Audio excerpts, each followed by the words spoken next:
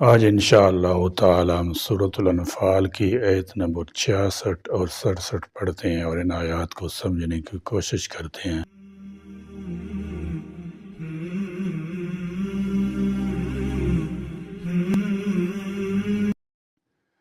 اعوذ باللہ من الشیطان الرجیم، بسم اللہ الرحمن الرحیم۔ الآن خفف اللہ عنکم وعلم ان فیکم ضعفا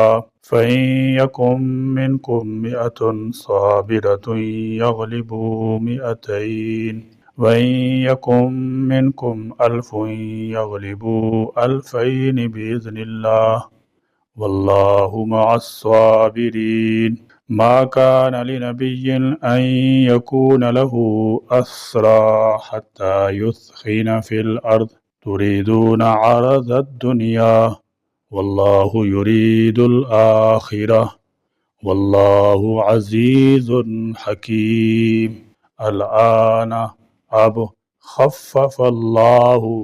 اللہ نے تخفیف کر دی، عنکم تم سے، وعلم اور اس نے جان لیا، ان کے بے شک، فیکم تمہارے اندر، ضعفا کمزوری ہے۔ یہ کس کمزوری کا ذکر ہے اور یہ کمزوری کیسے آئی، اس نکتے کو اچھی طرح سمجھ لیں۔ جہاں تک مہاجرین انصار میں سے ان صحابہ کرام رضی اللہ تعالی عنہ کا تعلق ہے جو سابقون الاولون میں سے تھے، تو ان کے اندر معاذ اللہ کسی قسم کی بھی کوئی کمزوری نہیں تھی، لیکن جو لوگ نئے مسلمان ہو رہے تھے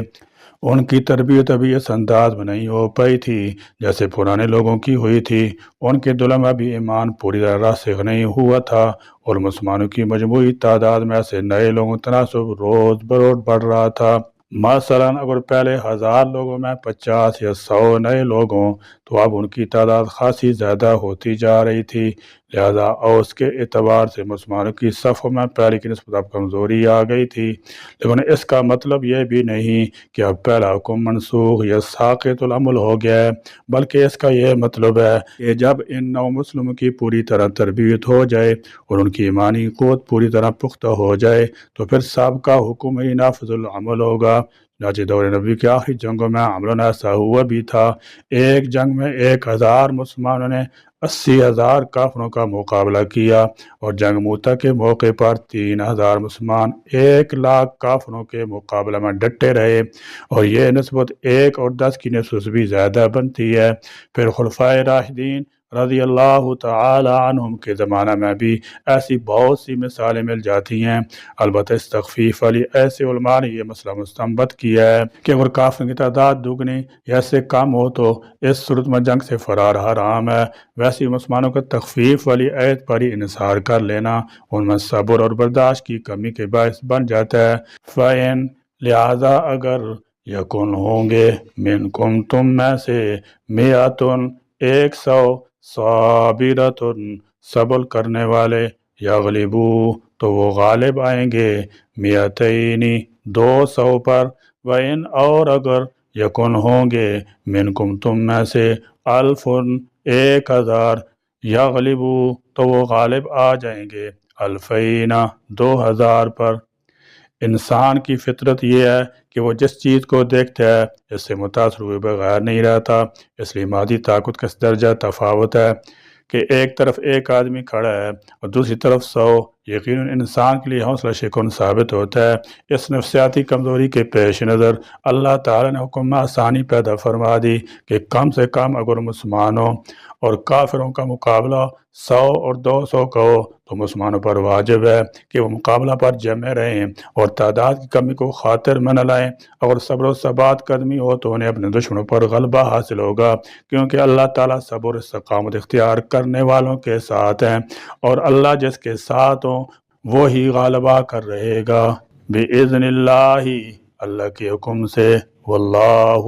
اور اللہ، مع الصابرین صبر کرنے والوں کے ساتھ ہے۔ بخاری میں ابن عباس رضی اللہ تعالی عنہما سے منقول ہے گزشتہ آیت جس میں مسلمانوں کو 10 گنا کافروں کے مقابلہ پر ثابت قدم رہنے کا حکم دیا تھا، جب لوگوں کو بھاری معلوم ہوئی تو اس کے بعد یہ آیت اتری، الا نخفف اللہ عنکم، یعنی خدا نے تمہاری ایک قسم کی کمزوری اور سستی کو دیکھ کر پہلا حکم اٹھا لیا، اب صرف اپنے سے دوگنی تعداد کے مقابلے میں ثابت قدم رہنا ضروری اور بھاگنا حرام ہے۔ یہ کمزوری یا سستی جس کی وجہ سے حکم میں تخفیف ہوئی ہے کئی وجوہ سے ہو سکتی ہے۔ ابتدائی ہجرت میں گنے چنے مسلمان تھے جنہیں قوت معلوم تھی، کچھ مدت کے بعد ان میں سے بہت افراد بوڑھے اور کمزور ہو گئے، اور جو نئی پود آئی ان میں پرانے مہاجرین انصار جیسی بصیرت، استقامت اور تسلیم تفویض نہ تھی، اور تعداد بڑھ جانے سے کسی ترجمے میں کثرت پر نظر اور توکل علی اللہ میں قدر کمی ہوئی ہوگی۔ ویسے بھی طبیعت انسانی کا خاص ہے کہ جو سخت کام تھوڑے آدمی پر پڑ جائے تو کرنے والوں میں جوش عمل زیادہ ہوتا ہے اور ہر شخص اپنی بساط سے بڑھ کر ہمت کر جاتا ہے، لیکن وہی کام جب بڑے مجمع پر ڈال دیا جائے تو ہر ایک دوسرے کا منتظر رہتا ہے اور یہ سمجھتا ہے کہ آخر میں ہی تنہا تو اس کا ذمہ دار نہیں، اسی قدر جوش حرارت اور ہمت میں کمی ہو جاتی ہے۔ حضرت شاہ صاحب رحمۃ اللہ تعالی فرماتے ہیں کہ اول کے مسلمان یقین میں کامل تھے، ان پر حکم ہوا تھا کہ اپنے سے 10 گنا کافروں پر جہاد کریں، پچھلے مسلمان ایک قدم کم تھے، تب یہی حکم ہوا کہ دگنوں پر جہاد کریں، یہی حکم اب بھی باقی ہے، لیکن اگر دگنے سے زیادہ پر حملہ کریں تو بڑا اجر ہے۔ حضرت عمر رضی اللہ تعالیٰ کے وقت میں 1000 مسلمان 80,000 سے لڑے ہیں۔ اس طرح واقعات سے اسلام کی تاریخ بھی الحمدللہ بھری پڑی ہے۔ اس کے ساتھ ساتھ اللہ تعالیٰ نے اہل ایمان کی حوصلہ افزائی بھی فرمائی، واللہ مع الصابرین، اللہ تعالیٰ صبر کرنے والوں کے ساتھ ہے۔ جب تم ثابت قدمی کرتے ہوئے صبر کا دامن تھامے ہوئے اپنے سے دگنی طاقت کے خلاف بھی ڈٹ جاؤ گے تو یاد رکھو اللہ تعالیٰ تمہارے ساتھ ہوگا، جس کا مطلب یہ ہے کہ تمہاری کامیابی یقینی ہے۔ صبر ملت ابراہیمی اور دین کا بہت بڑا اصول ہے، جس طرح توحید، ذکر، شکر، نماز، تعظیم، شاعر اللہ بڑے بڑے اصول ہیں، اس طرح صبر بھی ان میں سے ایک ہے، اور یہ بہت بڑی حقیقت ہے۔ قرآن پاک میں جگہ جگہ صبر کی تلقین کی گئی ہے، مسئلہ برداشت کر کے الہ کلمۃ الحق کا فریضہ انجام دیا۔ ان کے متعلق اللہ تعالیٰ کی طرف سے یہ خوشخبری ہے، انما یوفی الصابرون اجرہم بغیر حساب،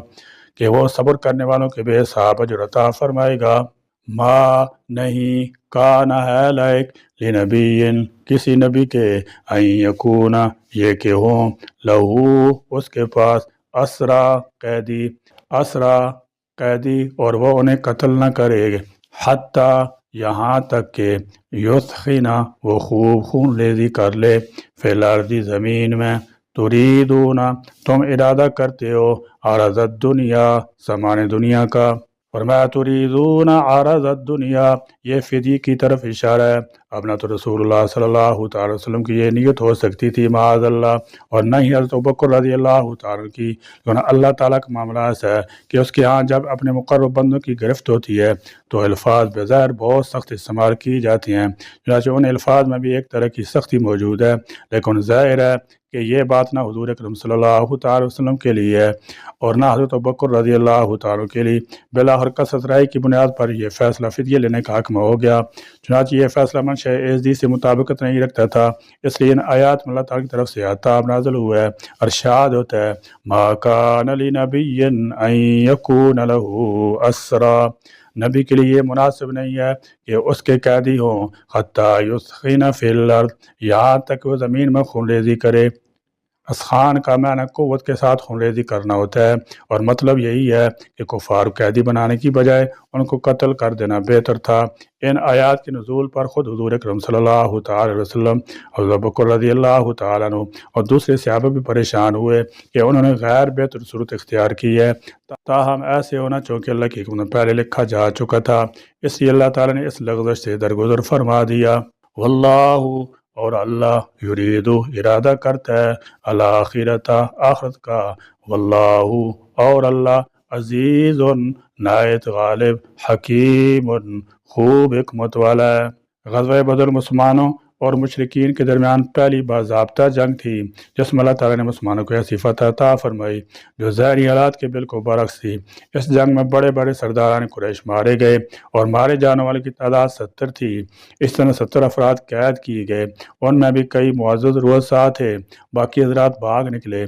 بظاہر جنگی حکمت عملی کا تقاضا یہ تھا کہ ابھی جنگ جاری رکھی جاتی اور اچھی طرح ان کی طاقت توڑ دی جاتی تاکہ آئندہ انہیں مسلمانوں کی طرف نظر اٹھانے کی ہمت نہ ہو، لیکن دشمن کی شکست دیکھ کر صحابہ نے سمجھا کہ اب جنگ اپنے انجام کو پہنچ چکی ہے، اس لیے دشمنوں کے مال اپنے قبضہ میں لینے لگے، کیونکہ یہ مال بھی مسلمانوں کی معیشت کو بہتر بنانے اور آگے کی جنگی کارروائیوں کی تیاری کے لیے بہت اہم تھا۔ یہ کفر و اسلام کا چونکہ پہلا مرکہ تھا، اس لیے قیدیوں کے بارے میں کیا طرز عمل اختیار کیا جائے اس کی بابت احکام پوری طرح واضح نہیں تھے۔ چنانچہ نبی کریم صلی اللہ تعالی علیہ وسلم نے ان 70 قیدیوں کے بارے میں مشورہ کیا کہ کیا جائے،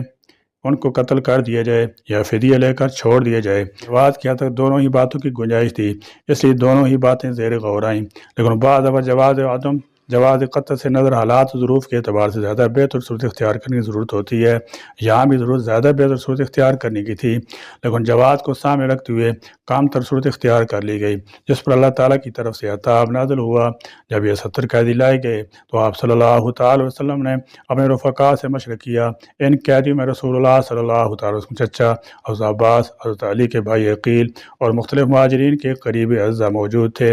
چنانچہ حضرت ابوبکر رضی اللہ تعالی عنہ سے مشورہ دیا کہ یہ آپ ہی کی قوم اور خاندان کے لوگ ہیں، بہتر ہوگا کہ انہیں چھوڑ دیا جائے، ممکن اللہ تعالیٰ نے کفر سے توبہ کی توفیق عطا فرمائیں گے، البتہ ان سے فدیہ لے لیے جائے تاکہ مسلمانوں کے سے مدد ملے۔ حضرت عمر رضی اللہ تعالیٰ عنہ کی رائے یہ تھی کہ ان سب کو طے کر دیا جائے اور ہر مسلمان اپنے قریبی رشتہ دار کو قتل کر دے۔ رسول اللہ صلی اللہ تعالی وسلم سراپا رحمت اور نرم خوئی، افدر گزر آپ صلی اللہ تعالی وسلم کا خاص مزاج تھا، اس لیے آپ صلی اللہ تعالی وسلم نے حضرت ابوبکر رضی اللہ تعالی عنہ کی رائے کو ترجیح دی اور ان قیدیوں سے فدیہ وصول کیا گیا۔ نیز جو لوگ لکھائی پڑھائی سے واقف تھے ان کو کہا گیا کہ وہ 10 بچوں کو لکھنا پڑھنا سکھا دیں، جس پر یہ اور اس کے بعد والی آیات نازل ہوئیں۔ حتیٰ یسخن فی الارض کا مطلب یہ ہے کہ اگر ملک میں کفر کا غلبہ ہے،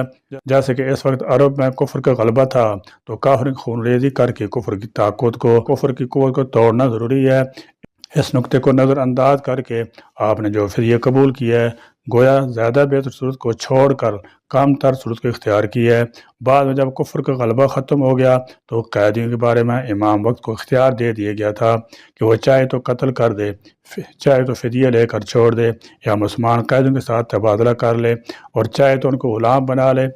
اور حالات و ظروف کے مطابق کوئی بھی صورت اختیار کرنا جائز ہے۔ ان دونوں باتوں پر اللہ تعالیٰ کا عطا ہوا کہ موجودہ حالات کا تقاضا یہ تھا کہ دشمن طاقت اچھی طرح توڑ دی جائے، مال غنیمت اکٹھا کرنے کی بجائے ان کو جانی نقصان پہنچانے پر توجہ دی جائے۔ الغرض خلاصہ یہ ہوا کہ ان دونوں باتوں پر اللہ تعالیٰ کا عطا ہوا کہ موجودہ حالات کا تقاضا یہ تھا کہ دشمن طاقت اچھی طرح توڑ دی جاتی، مال غنیمت اکٹھا کرنے کی بجائے ان کو جانی نقصان پہنچانے پر توجہ دی جاتی، اور قیدیوں سے فدیہ لینے کی بجائے انہیں جانی نقصان پہنچایا جائے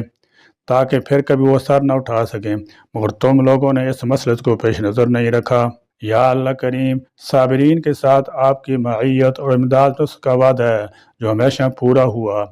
اور پورا ہوتا رہے گا۔ یا اللہ کریم، ہم کو بھی دین پر صبر استقامت عطا فرما